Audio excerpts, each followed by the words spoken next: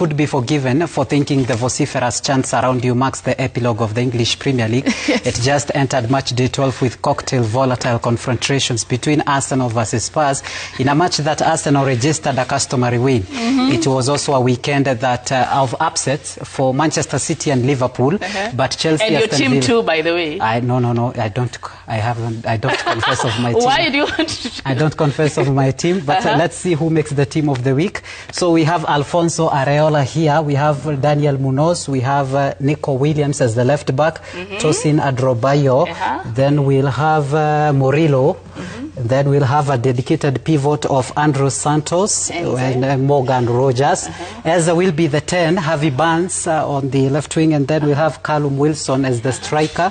Then we have Yakuba Minte. Of course, Ben scoring 2 goals against Manchester City. In fact, he's the first player to score 2 goals against Man City since Alan Shearer did so 20 years ago. That was on the 20th of November. Callum Wilson, 2 goals against his former club. He scored 2 goals. Yakuba Minte was also had 2 assists over the weekend. That was against Brentford. And in fact, he became the youngest player in the English Premier League, aged 27, to register such a performance.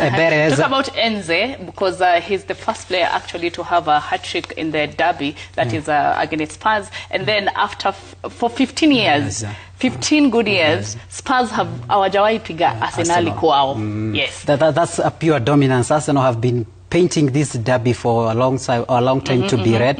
In fact, he's the first player to score a hat-trick since Alan Sunderland did so in 1978. Do you think this derby is going to tell us what will happen during the Chelsea game and Chelsea and Arsenal? This was quite a curtain raiser. It was not a real derby. Morgan Rogers, of course, scored 2 goals against the Leeds. He orchestrated the comeback. Andrew Santos was the man of the match, deputizing Caicedo. We have Munoz against Crystal Palace, was impressive. Tosin and Murillo were really rocky at the centre back. In fact, pocketing Mohamed Salah. We had Nico Williams as the left back. Alfonso Areola produced 10 saves against Bournemouth. It was quite an absorbing match for that. Bournemouth had an XG of 4 and he produced 10 saves. I want you to talk about Nottingham Forest. Of course, after starting the league very slow and of course being beaten by Manchester United, and then again now they picked up. They're picking up from now, of course, beating Liverpool. It's not okay now. It's easy to beat Liverpool at Anfield, but again, talk about their performance against Liverpool. It was quite a huge performance and a real boost. Remember, now they parted ways with Nuno Espirito. Now they have seen Deitch as their manager. That was quite a performance. In fact, they have never beaten Liverpool at Anfield for the second time. They did so for the second time since 1978. That was quite a performance for them, and it's a really huge boost. When you look at their performance in the English Premier League, they are languishing now in the 17th position, and it tells you that it was a real booster. Talk about Minte, of course, tulicheza naye hapa katufanya mambo za ajabu. The Scorpions of Gambia. He really destroyed us here in Kenya, as he is really doing quite a good job on the left side at Burnley. And Raya mistake, as we finish up, Raya mistake, of course, after Richarlison scored that goal. And as Swila said, it's not the first time. You remember Bruno Fernandes free kick, you remember Szoboszlai free kick as well.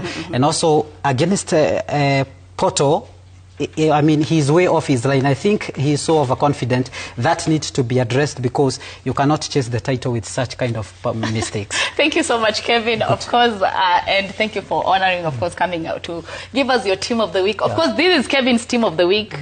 This Sporty Monday is Kevin's team of the week, and if you have a team of the week, of course, you can tell us who do you think is supposed to be in this team, and who you think is not supposed to be in this team. But this is Kevin's team of the week. Of course, Swila was saying we should be having here almost 4 Arsenal players playing as and I remember you changing Eze with Kai Havertz.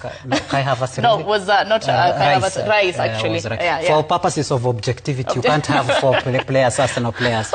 Let him not get carried away.